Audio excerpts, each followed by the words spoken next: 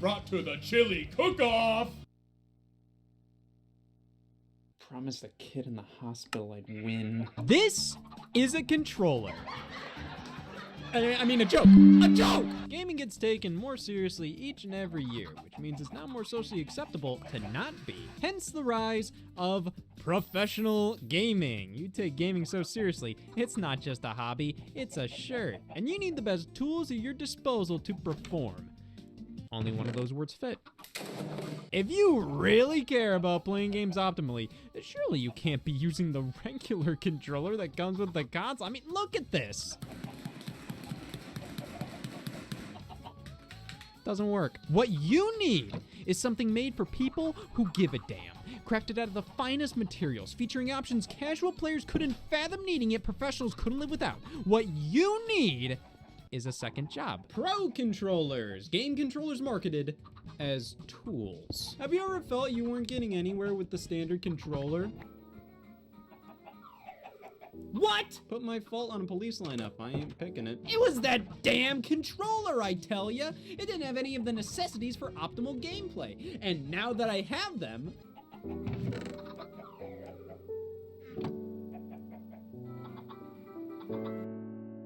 this controller doesn't know when to quit! Now, you may think these professional controllers are more of a modern trend, though you'd be surprised to see how much they popped up back in the day. I mean, this was some serious shit. Here we have the ProLine trackball for Atari 2600 and 5200. Yeah, the trackball is for the experts. Throughout those early generations, anything straight out of the arcades was usually considered some pretty high-end stuff, which is probably why Atari labeled these trackballs as ProLine. They aren't for professionals, rather, they're of the same quality as the arcades. Okay, well, now they are. It's obvious Atari didn't give a damn about their usage of the term pro, evident not only by the trackballs, but the Atari 7800 standard controller. This was dubbed the Atari ProLine joystick. To be fair, I've seen my plumber use one of these. Now, the system itself was called the Pro System. That's like calling me somebody who thinks that makes sense. I guess Atari was trying to stick out amongst the competition by asserting they're the ones for those serious about their purchases. I mean, which one would you buy? I'm not an idiot. It's pretty silly looking back at controllers from this era being labeled as such, considering what they were used to play. I want only the best quality controllers to play my games. The term pro was entirely a marketing gimmick with these, just to make me feel better about the choices that led me here. Though with the Nintendo Entertainment System, the professional-oriented controllers there made a bit more sense. Of course, the standard gamepad did the job, but I didn't want to do a job, I want to it. The NES Advantage. This behemoth promises the professional feel of real arcade play right on the box. Such a high damn standard. That is urine. And while I don't think this controller is anywhere close to actual arcade quality, it's a fun one to use and has its place. Though it does open a whole new can of worms with what's considered a pro feature. We have turbo buttons included, which replace the need to match A or B repeatedly. You can just hold these instead and fire to your heart's content. You are sterile. Man, wow, you're using the turbo buttons instead of mashing?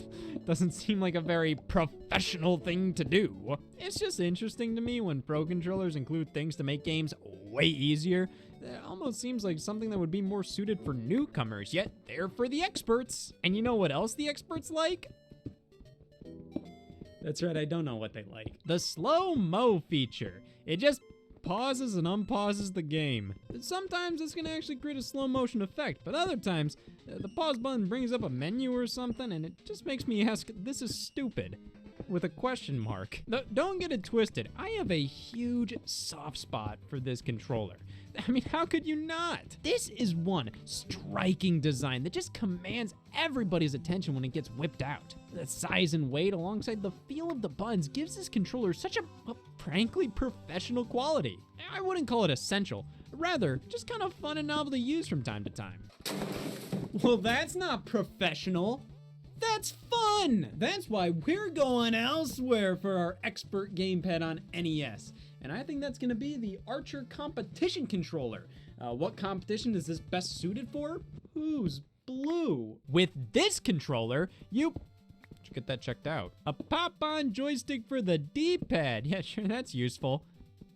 I used it. To be fair, this can come in handy to deter Nintendo Thumb, as it was called. If this D-pad was a bit sharp during intense game sessions, you're more likely to press down on it harder, even though that doesn't affect anything other than my future. The joystick topper makes it a bit less painful to hold any direction for an extended period of time, but I doubt that's how most people used it back then. I think when many see a joystick, the worst of humanity is brought out. But man, this controller is on a stink kick lately.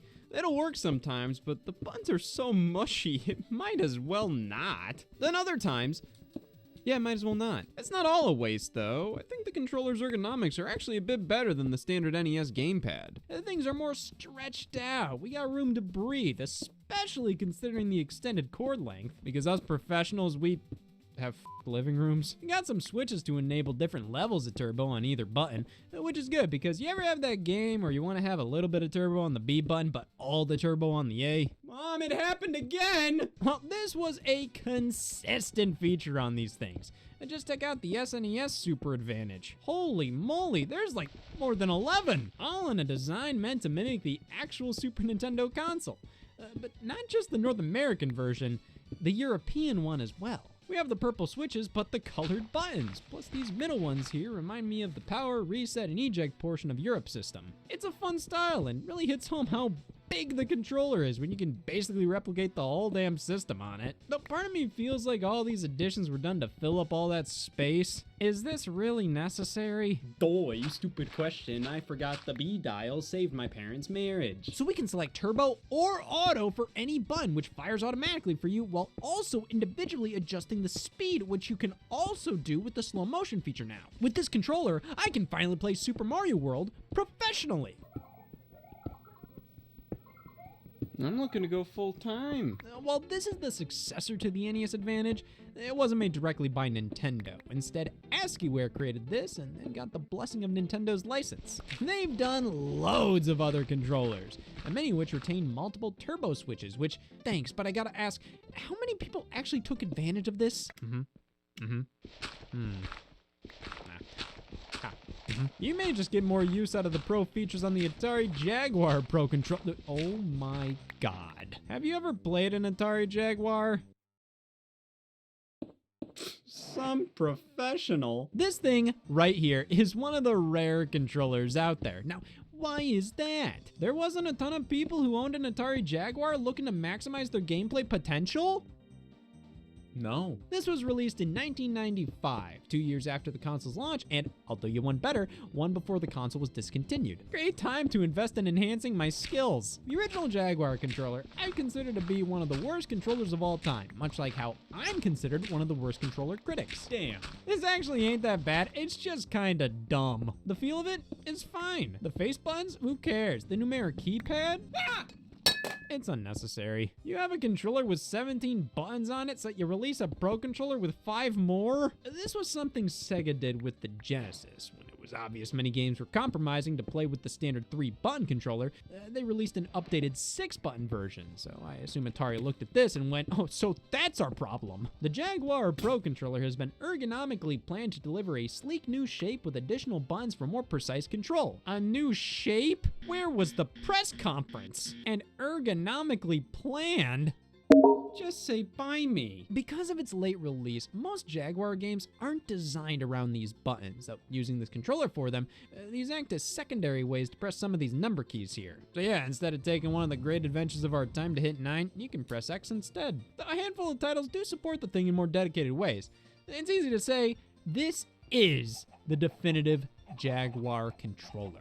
That was the best shit I ever took. Throughout all this, most competition or professional controllers basically got their namesake for turbo functionality and or including something akin to arcades. But if this is the kind of stuff allowed in a competitive environment, man, just use poison. Turbo buttons sort of died out after the SNES and Genesis era, at least when it came to being a huge selling point for specialty controllers, mainly because the only titles I feel that these made sense for were shoot 'em ups, and by this point in gaming, there weren't nearly as many around, and when they were, they oftentimes had auto-fire baked into the game itself. For most other games, mashing the buttons quickly is a gameplay mechanic, like in a Mario Party minigame. If you just use a turbo button, well, that's no fun. Yeah, you can play these however you want, I don't care, but the entire point of a competitive game is to play by a set of rules, because if you don't, well, why the hell are you playing? Which brings us to more modern interpretations of the Pro Controller. Launching alongside the Wii in 2006 was the alternative gamepad, the Wii Classic Controller. Introducing such a striking new controller was pretty saucy at the time, so this was meant to not only play classic games on the Virtual Console, but offer a more traditional solution to controlling some new Wii titles. Problem was, this name ain't a lie, it's pretty much based entirely on the original Super Nintendo controller, with a few modern fixins like triggers. You know triggers, right? Those things that are like big anthills but have the applesauce in them instead? Okay, good, we're not on the same page, so these can't possibly piss you off. Instead of having triggers below the shoulder buttons, these are small little tic-tacs next to them. Meaning if you're playing Call of Duty with this controller, this is aim and this is shoot. Works for me. The thumbsticks are also pretty close together. I mean, my thumbs have done more than kiss with this controller. And the overall size and shape, it's just not ideal for modern games. It works, but there's a reason standard controllers look like this now. Well, what's standard for most is professional to Nintendo, introducing the Classic Controller Pro. Basically, a PlayStation 2 controller. This is neither classic nor is it pro. I think what always killed the classic controllers for me was the weight of them. See, they're powered by plugging them into the Wii remote, so at the end of the day, what's actually going on inside here?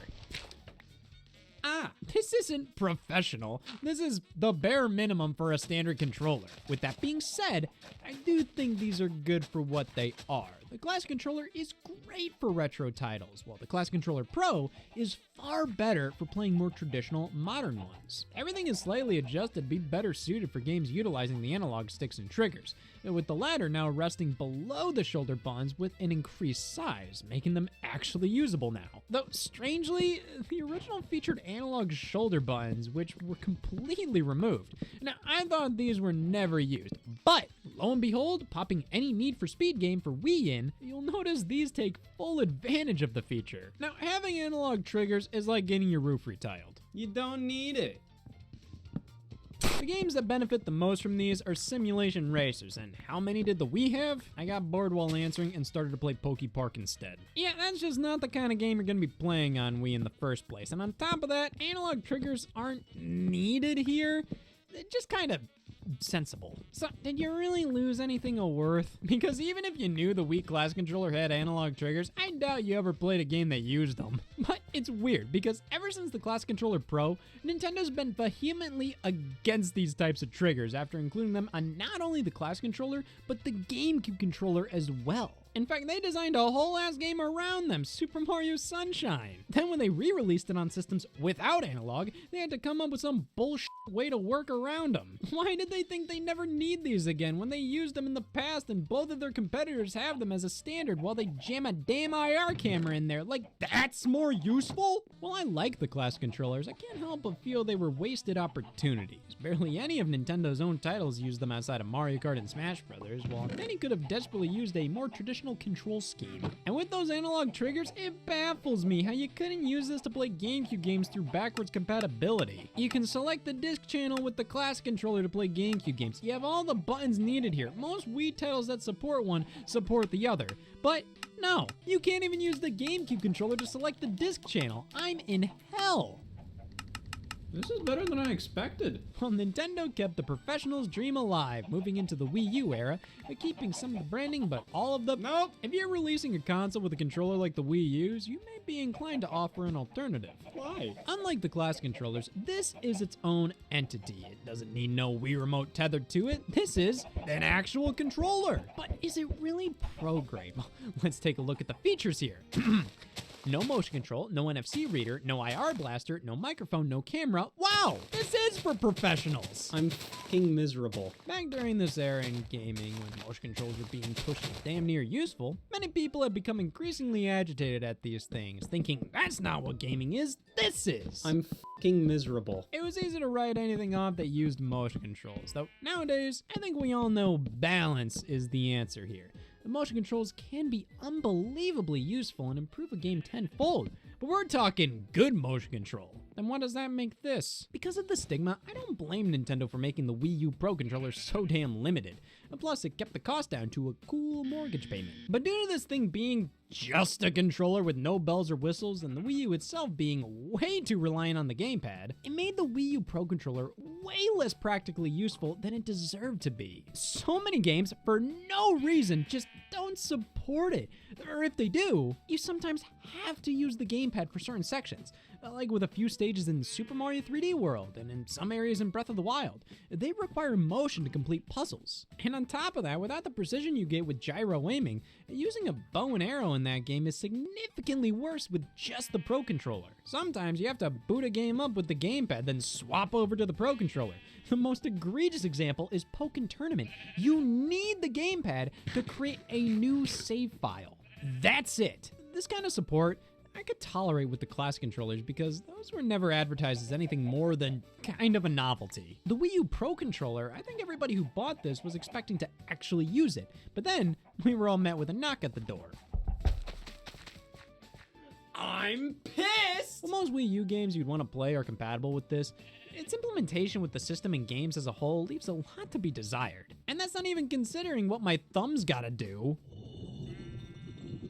Ah! Both thumbsticks at the top? Now, this is replicating where these things are on the Wii U gamepad. One problem, the silhouettes are as follows. Xbox 360 controller, slab. A design like this makes a hell of a lot more sense to have the thumbsticks where they are because it's so damn big. Makes it real easy to hop between stick and butt. Here, I mean, just because you can have this button placement doesn't mean you should. Just feels wrong to have the buttons down here, but thankfully, due to the battery life, it can feel wrong for roughly 80 hours.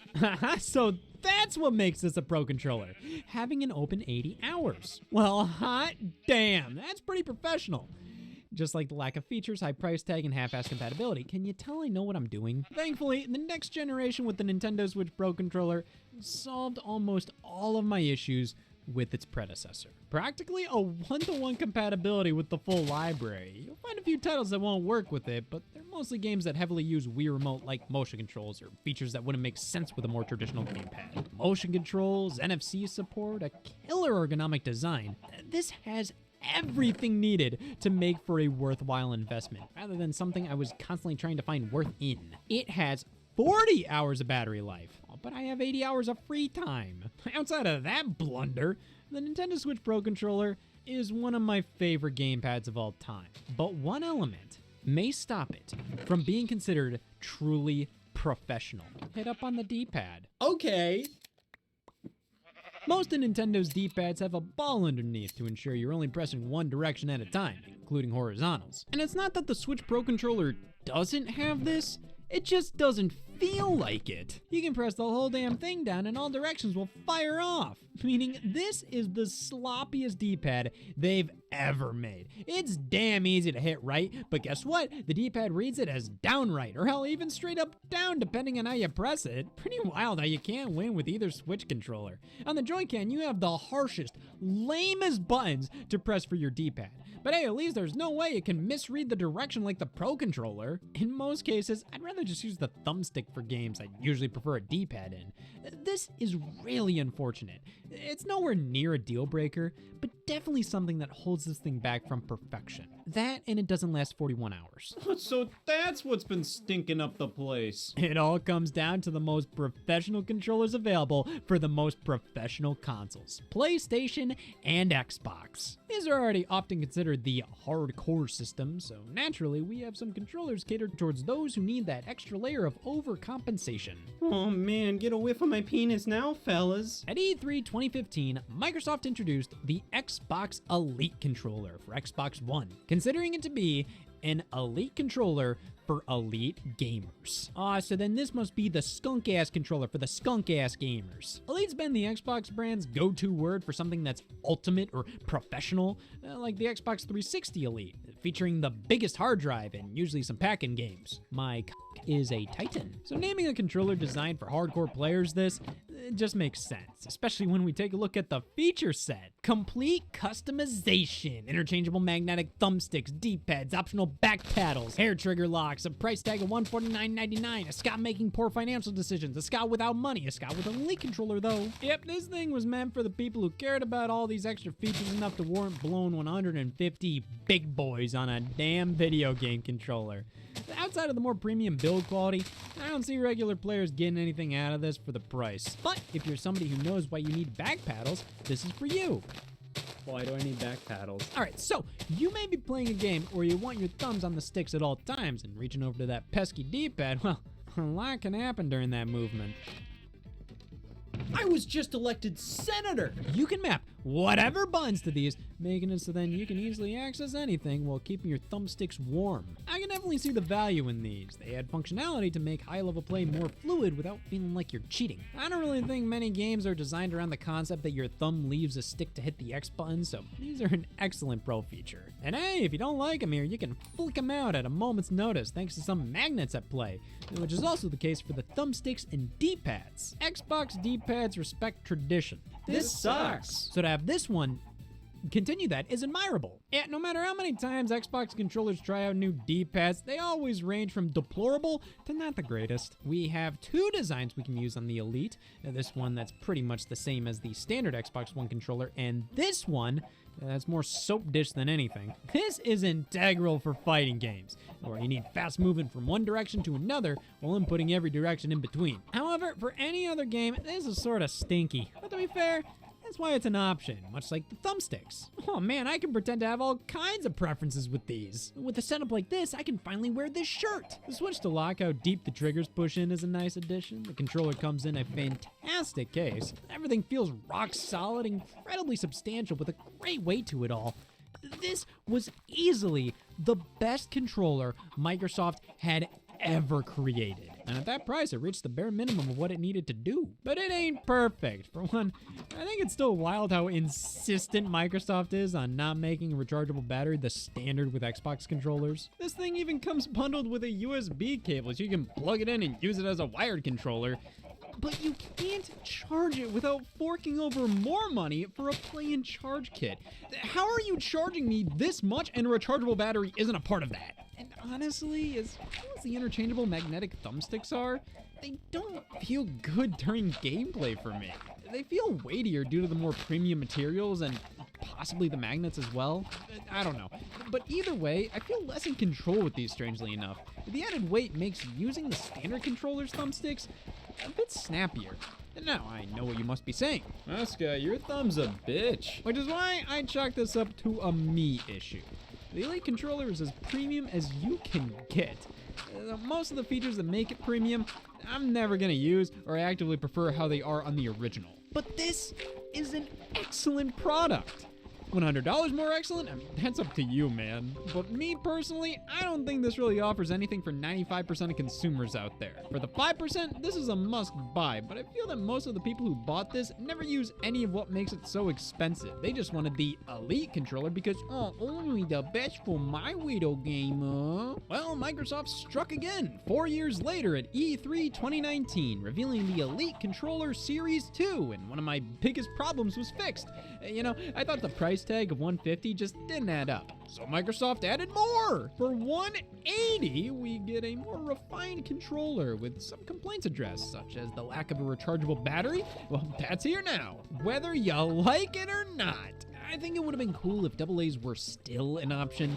I know I complained about using them with the Series 1, but I've always appreciated how, while it is annoying you have to buy a battery pack separately, you can choose one or the other. But here with the Series 2, it's rechargeable and only rechargeable. They did what I asked. Those bastards. We can now adjust the tension of the thumbsticks. I barely notice a difference. I'm not saying this feature doesn't work. Rather, I'm not the target for it. Another level for the hair trigger locks, a new rubberized grip that feels very nice, a third button configuration preset you can swap between, Bluetooth connectivity. This is better than Series 1 in nearly every way. Nearly! Microsoft later offered the Elite Series 2 Core, which is basically just the bare essentials with extras like the case, back pedals, different thumbsticks, and D-pads being available separately. It's still $130. 20 bucks cheaper than the original Elite, where you got everything. You know, cost-wise, I totally get it, and I'm not saying this isn't worthy of being that high of a price. The Xbox Elite controllers are some of the most finely crafted accessories in all of gaming.